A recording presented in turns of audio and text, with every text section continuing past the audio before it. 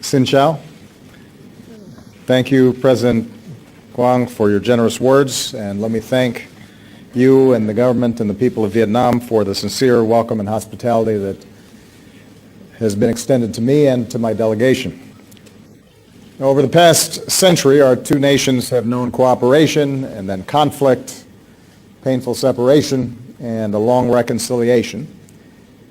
Now, more than 2 decades of normalized ties between our governments allows us to reach a new moment. It's clear from this visit that both our peoples are eager for an even closer relationship, a deeper relationship. And I was moved to see so many people lining the streets as we were driving into town today. I bring greetings and friendship of the American people, including some outstanding members of Congress who are joining me on this visit, and so many Vietnamese Americans whose families bind us together and remind us of the values that we share. I've indicated before that one of my highest foreign policy priorities as President is to ensure that the United States continues to play a larger and long-term role in the Asia-Pacific, which is vital to our security and to our prosperity. We believe the people of this region should live in security, prosperity, and dignity. In pursuit of this vision, we're more deeply engaged across the Asia-Pacific than we have been in decades, and that includes our comprehensive partnership with Vietnam.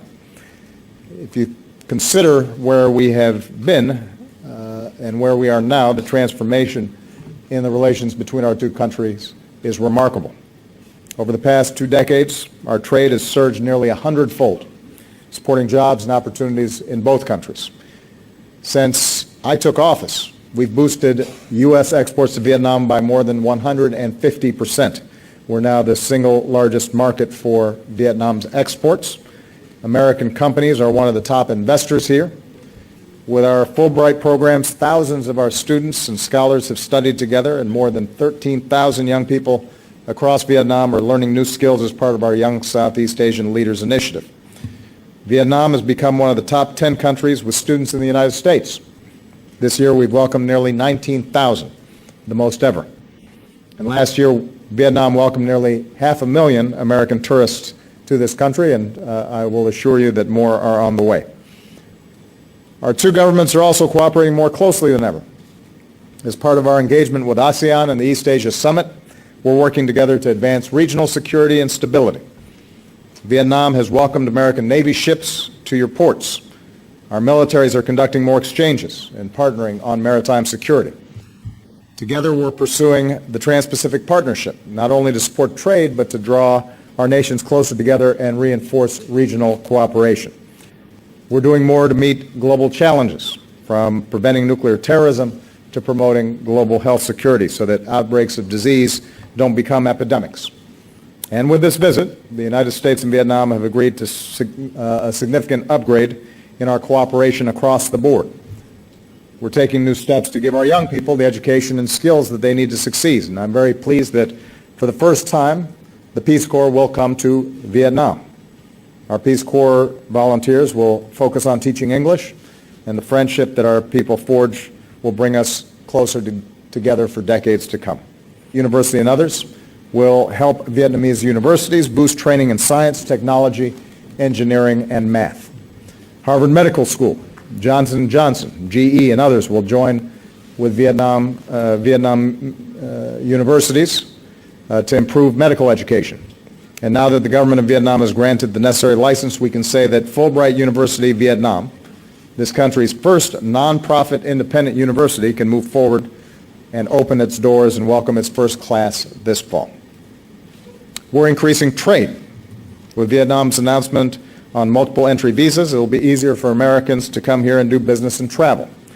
President Quang and I just attended a signing ceremony that many of you saw, where American and Vietnamese companies are moving ahead with new commercial deals worth more than $16 billion. Boeing will sell 100 aircraft to Vietjet. Pratt & Whitney will sell advanced engines. GE Wind will partner with the Vietnamese government to develop more wind power. Deals like these are a win for both of our countries, helping to fuel Vietnam's economic growth and supporting tens of thousands of American jobs.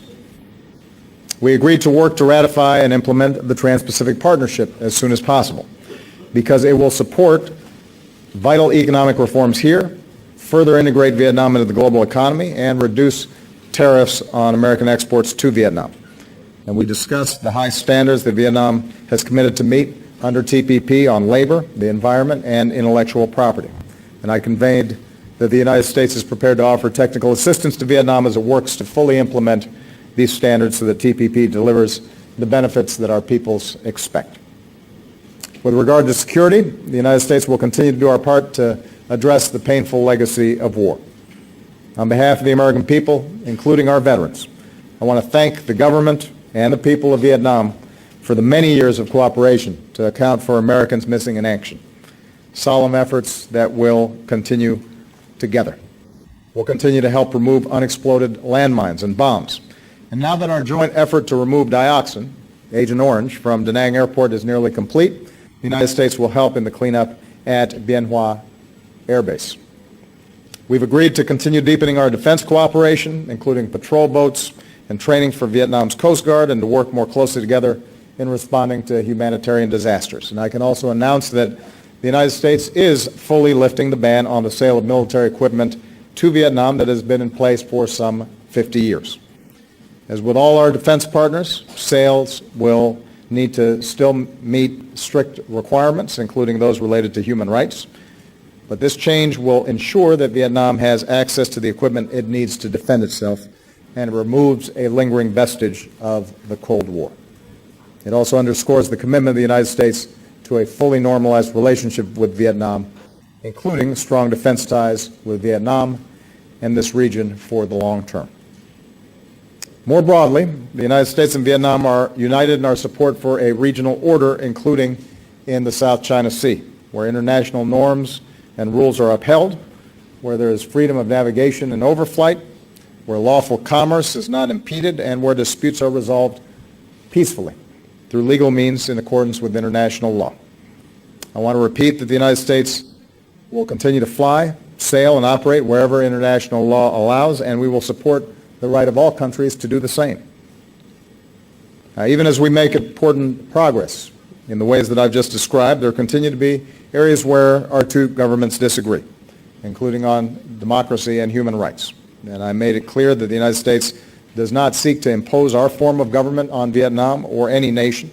We respect Vietnam's sovereignty and independence. At the same time, we will continue to speak out on behalf of human rights that we believe are universal, including freedom of speech, freedom of the press, freedom of religion, and freedom of assembly. And that includes the right of citizens through civil society to organize and help improve their communities and their country. We believe, and I believe, that nations are stronger and more prosperous when these universal rights are upheld. And when our two countries continue to discuss these issues as part of our human rights dialogue in a spirit of constructive and cooperative effort. And finally, the United States and Vietnam are expanding our cooperation in ways that benefit the world. Under our growing climate change partnership, we'll support Vietnam as it works to meet its commitments under the Paris Agreement.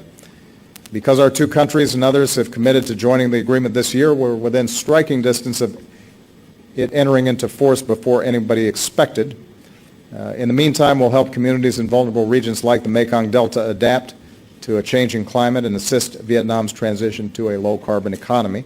And that includes the low-carbon energy that will come from our cooperation on civil nuclear power. And as Vietnam prepares to deepen its commitment to UN peacekeeping, the United States is proud to support Vietnam's new peacekeeping training center. So again, President Quang, thank you for your hospitality. Thank you for our work together. I'm looking forward to the opportunity to visit with the Vietnamese people. Maybe I will enjoy some café soda.